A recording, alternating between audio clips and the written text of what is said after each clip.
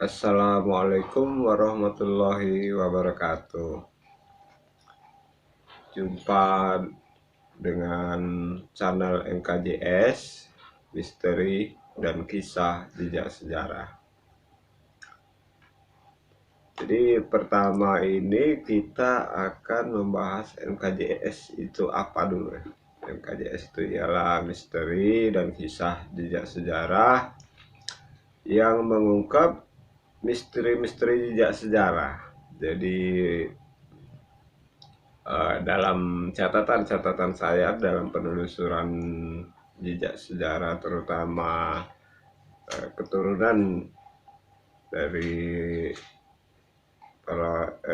para keturunan dari Rasulullah Shallallahu Alaihi Wasallam, yang diambil dari kisah-kisah atau legenda ataupun mitos ke dalam perspektif sejarah.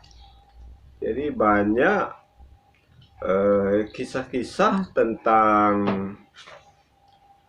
perjalanan keturunan Rasulullah Shallallahu Alaihi Wasallam di Nusantara ini, terutama di Indonesia, yang tidak tercatat dalam sejarah,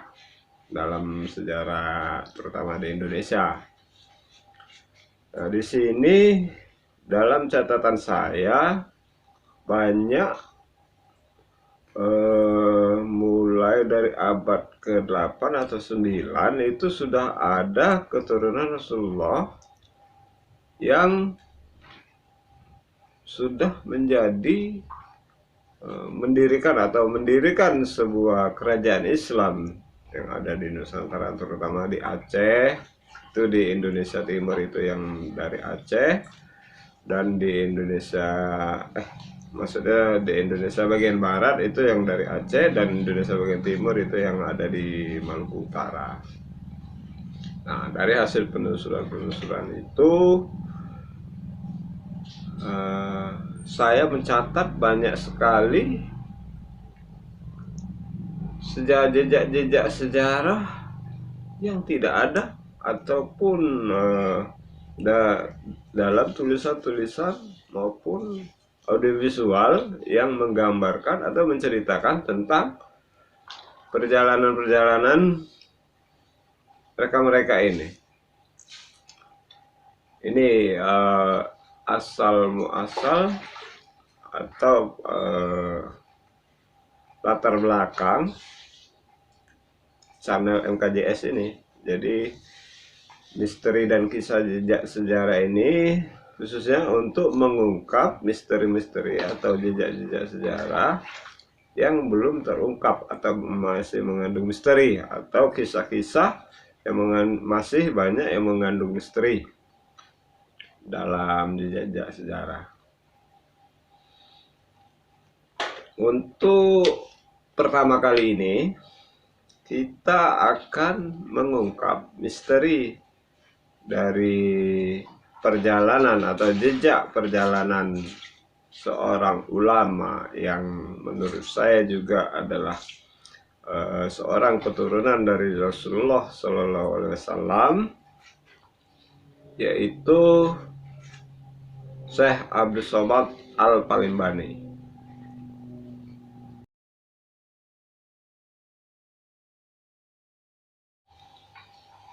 Dalam pembahasan maksudnya dalam catatan yang ada pada saya tentang beliau ini, Syekh Abdul Somad Al-Palimbani, jadi saya tidak banyak menceritakan kiprah beliau di dalam dunia Islam, karena sudah banyak tulisan-tulisan maupun audiovisual yang menggambarkan sosok seorang Syekh Abdul Somad Al-Palimbani. Jadi saya lebih cenderung meringkas atau menyimpulkan saja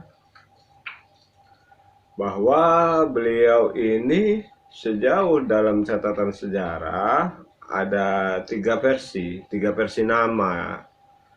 Jadi beliau mempunyai tiga versi nama yang dicatat dalam tiga sumber atau yang berdasarkan tiga sumber. Pertama itu yang eh, dari ensiklopedia Islam.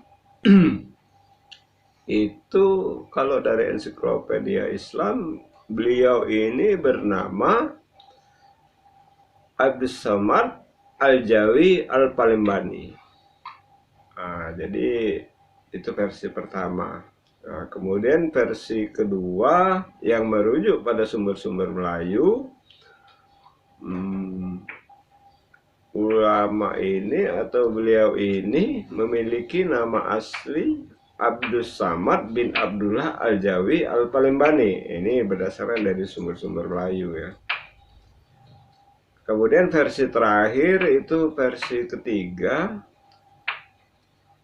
Ini kalau dirujuk daripada sumber-sumber Arab yang berasal dari Arab, itu beliau bernama asli Syekh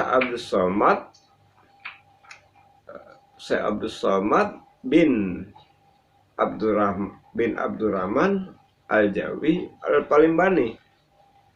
Nah, jadi ada 3 versi nama ya, yang jika kita rujuk dari 3 versi sumber-sumber tadi.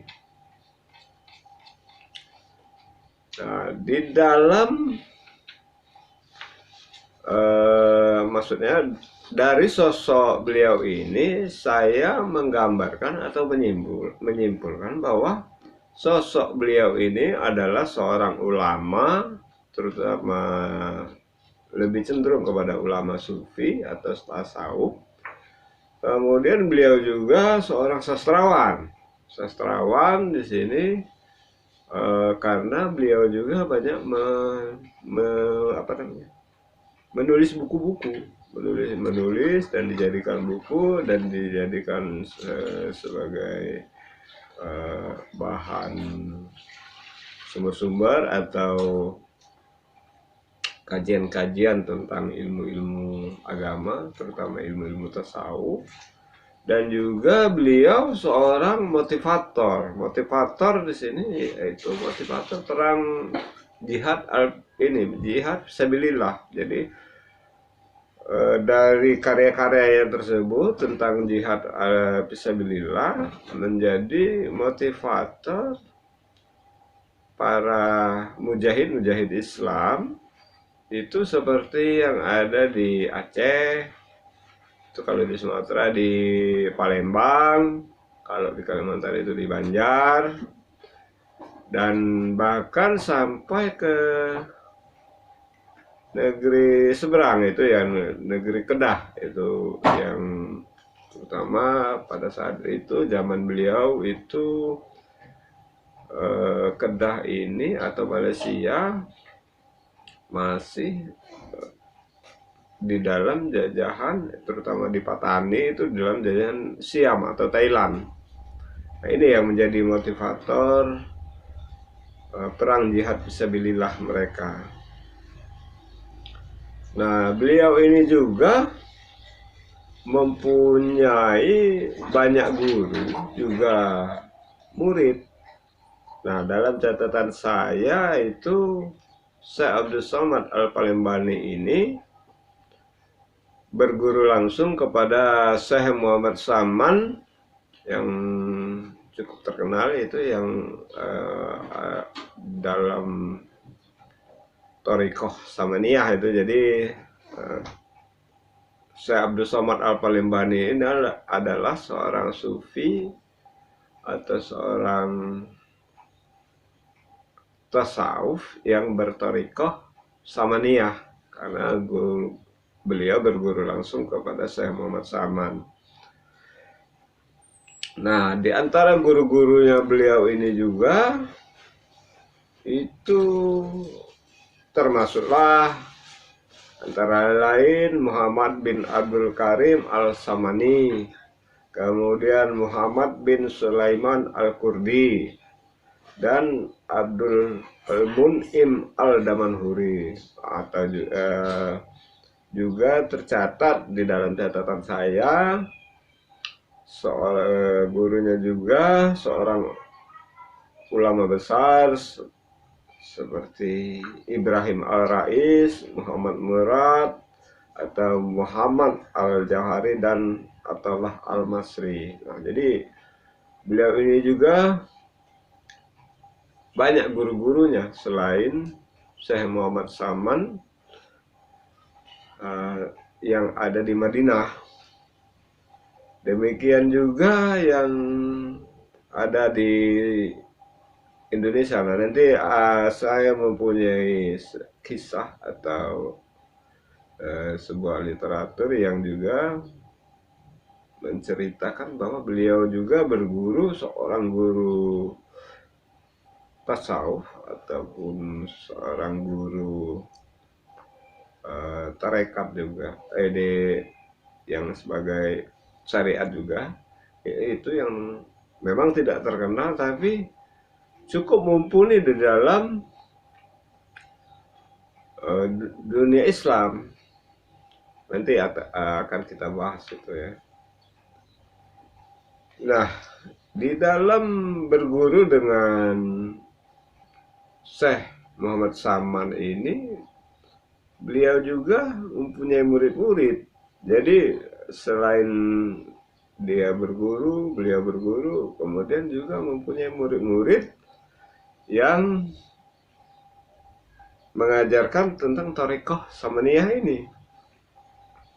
Di situ yang bisa saya simpulkan atau saya ringkas dalam perjalanan saya bersama ini berdasarkan literatur ataupun sumber yang ada dalam catatan saya ya.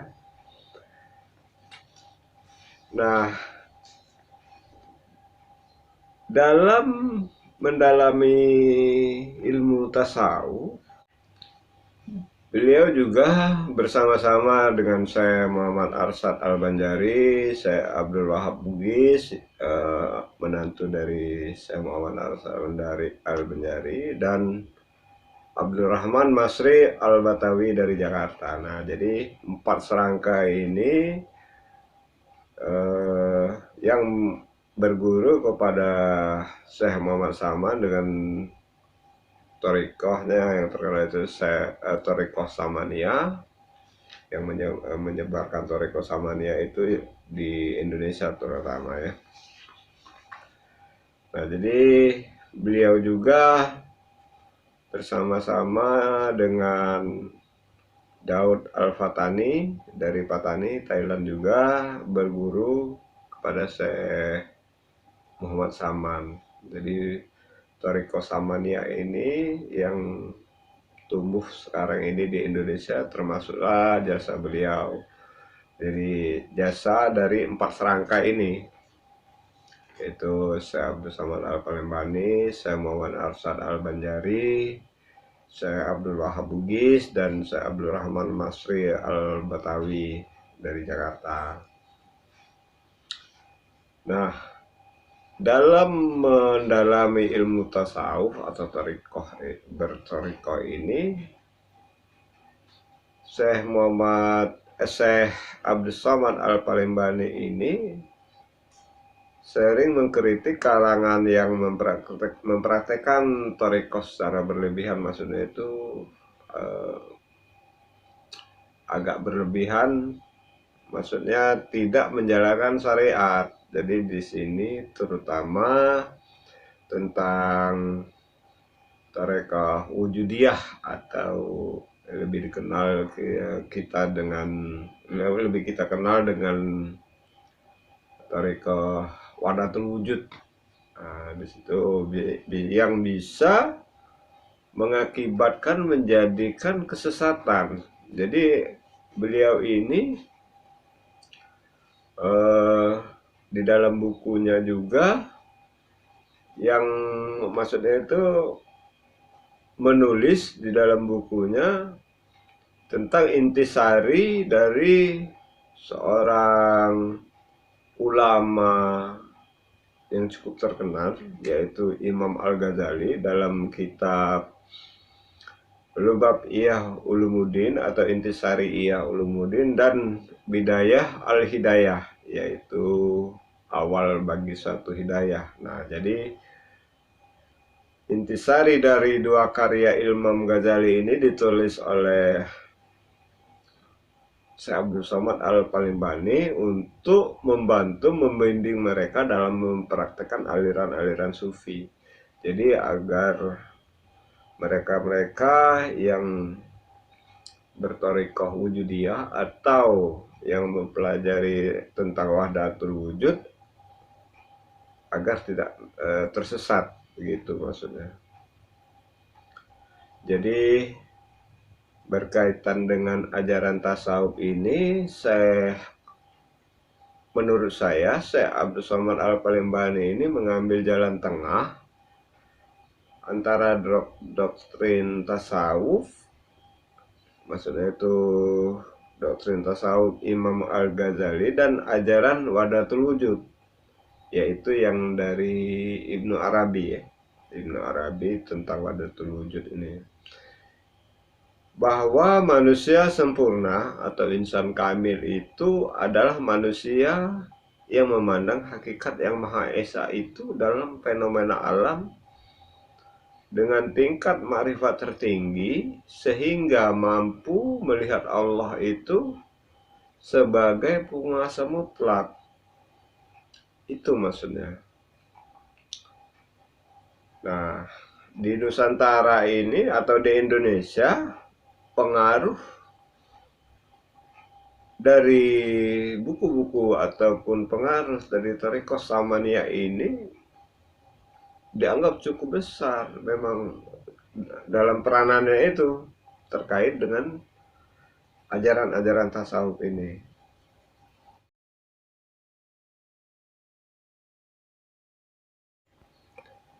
Kemudian tentang kelahiran beliau ini, kelahiran Syekh Abdul Somad Al-Palimbani ini menjadi kontroversi atau setidaknya masih kesimpang siuran. Nah, di sini saya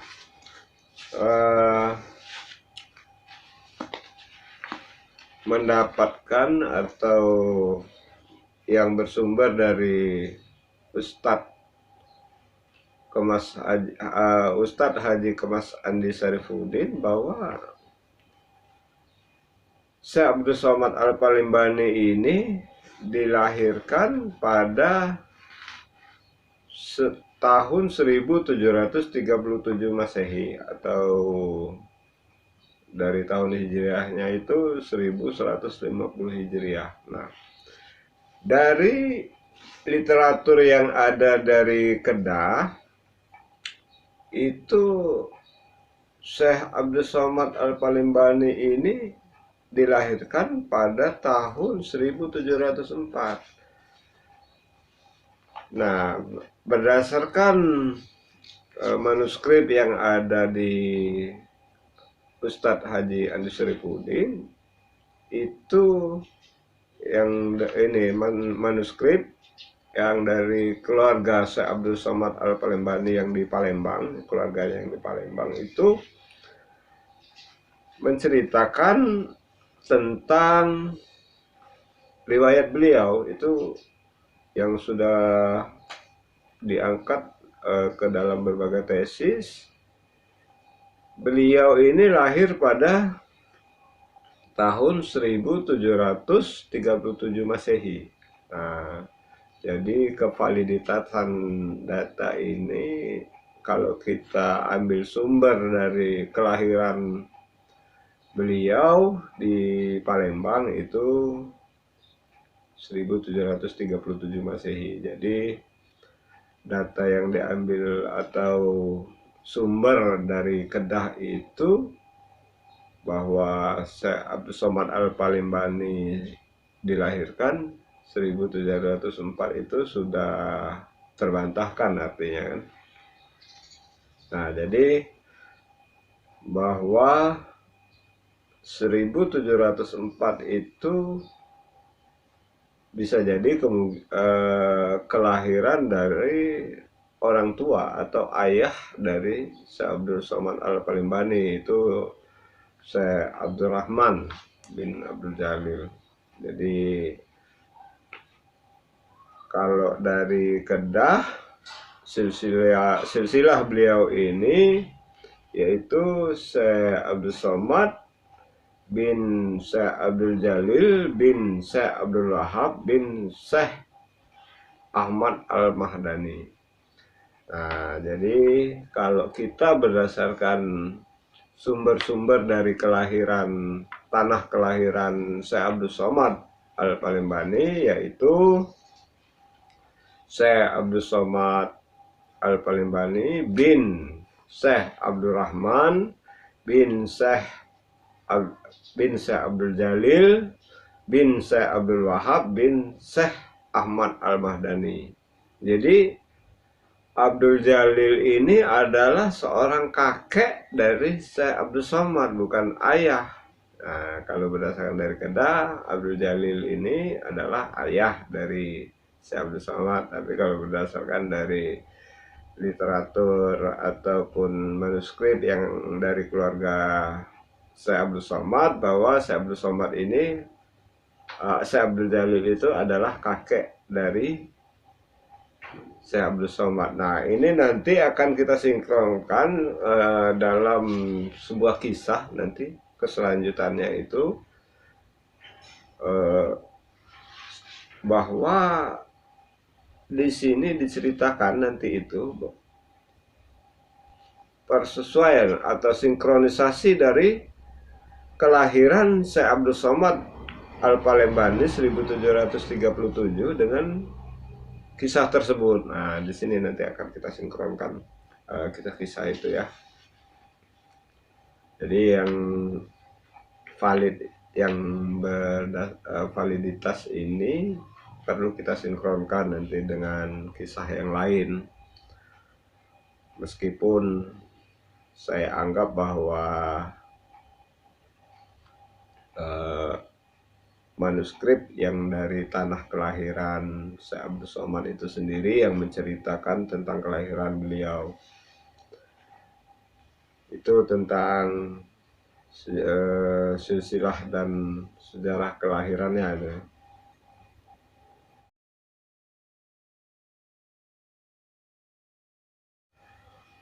Nah, apakah Syekh Abdul Somad ini adalah seorang keturunan Rasulullah SAW? Di sini seperti yang sudah saya ceritakan dari awal tadi, bahwa saya akan mengangkat sebuah kisah jejak sejarah tentang seorang keturunan Rasulullah SAW, yaitu Syekh Abdul Somad Al-Palembani. Nah, jadi di sini saya merujuk kepada atau yang bersumber dari sumber-sumber yang ada di Arab. Jadi sumber-sumber yang ada di Arab ini menjelaskan bahwa beliau ini bernama Sayyid Abdul Somad Al-Palembani bin Man. Nah, di sini. Jadi beliau ini kalau ada namanya atau bergelar Sayyid, itu bisa dia juga seorang keturunan Rasulullah, yang itu Sayyid itu keturunan dari Sayyidina Husain, dan kalau keturunan dari Sayyidina Hasan itu Syarif. Itu kalau yang ada di catatan saya dalam penelusuran saya. Kemudian di sini saya telusuri lagi dan saya menemukan atau mendapat sebuah sumber dari yang bertorikoh kepada Wali Songo.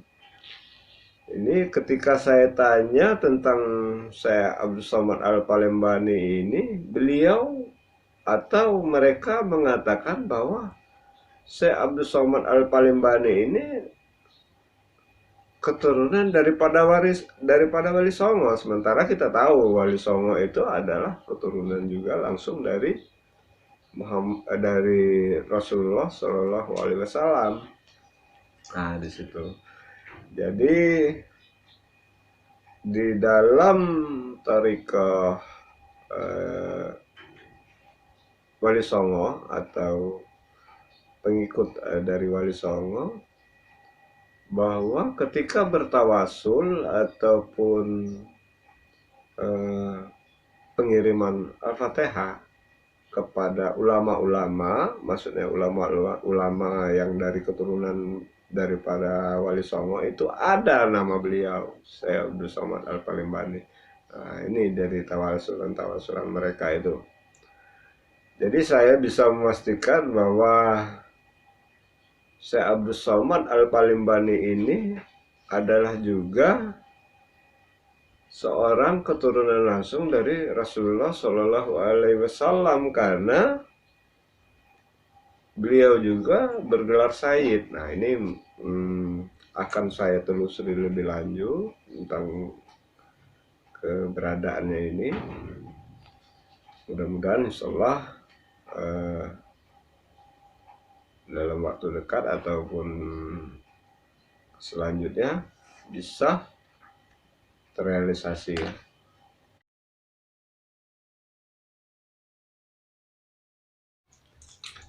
Ini tibalah kita pada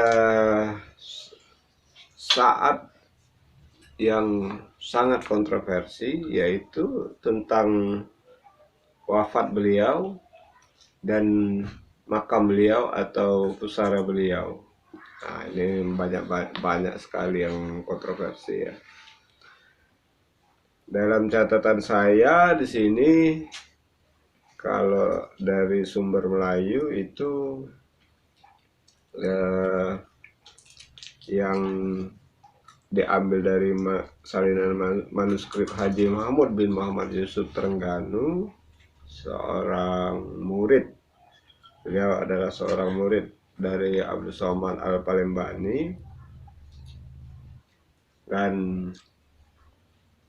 yang menceritakan tentang Syekh Abdul Somad yang ada di Patani, dan kemudian telah ditemukan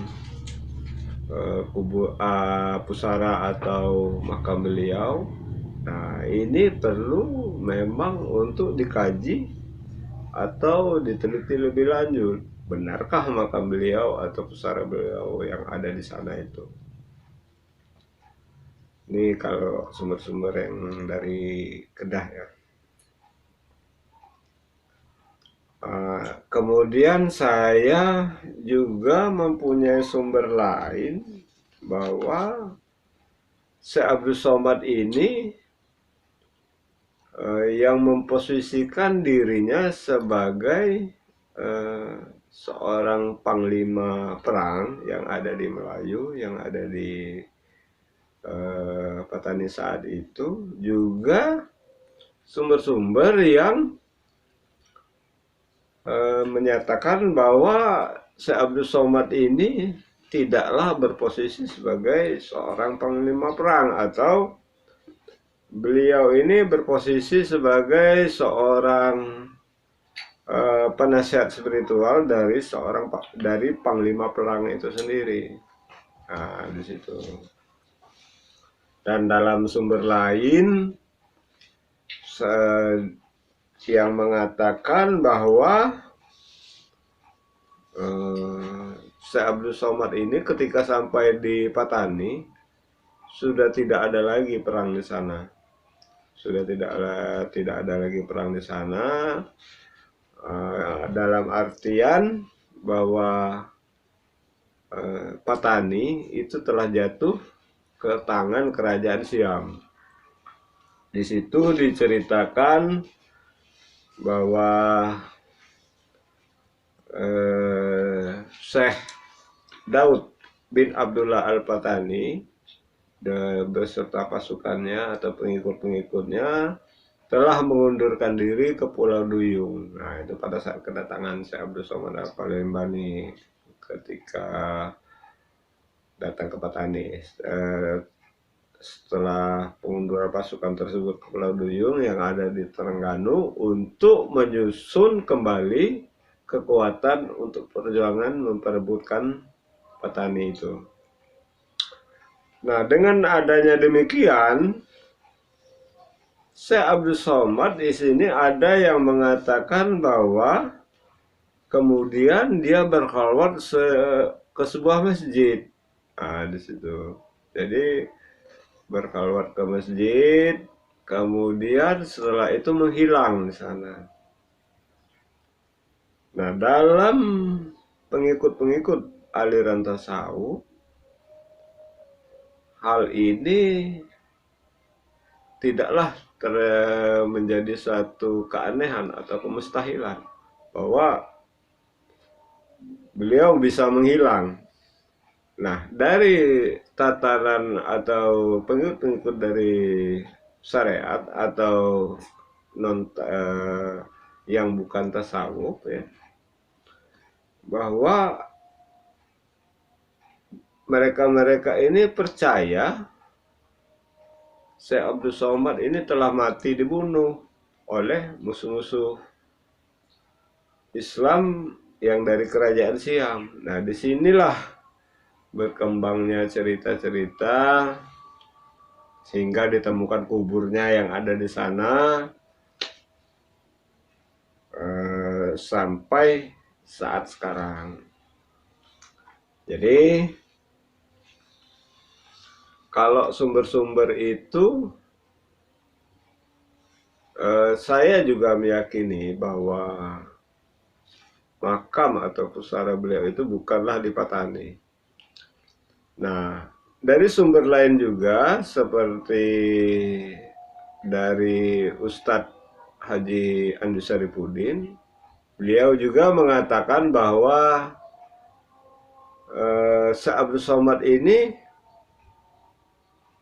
makamnya goib, artinya tidak ada makamnya, sama dengan kalau kita katakan itu moksa ya, kalau dalam bahasa lainnya itu moksa, jadi tidak mempunyai makam.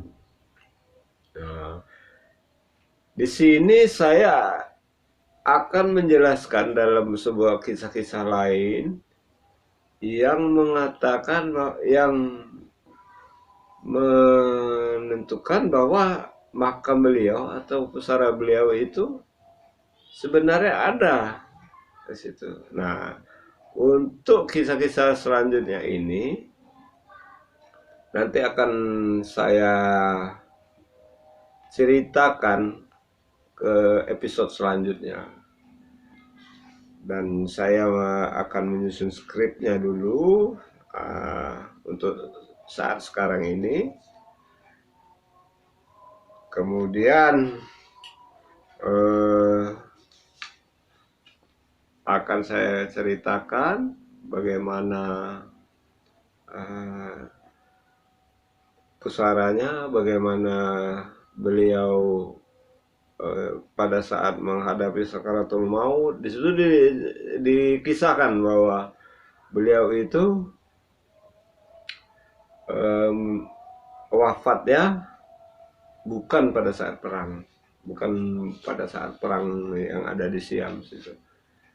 Dan saya sangat meyakini itu ya, karena dalam ajaran tasawuf, apalagi seorang Syekh Abdul Somad Al-Palembani ini adalah keturunan dari para wali songo yang sudah kita ceritakan tadi, bahwa mustahil pedang bisa menggal dari leher beliau itu. Beliau ini termasuk seorang ulama yang mumpuni lah dalam hal tasawuf. Oke pemirsa dan sahabat EKJS, saya cukupkan sampai di sini dulu. Silakan like, subscribe, and share untuk mendukung channel ini bisa berkelanjutan lebih lanjut. Dan tidak lupa pula akan memberikan dukungan ya.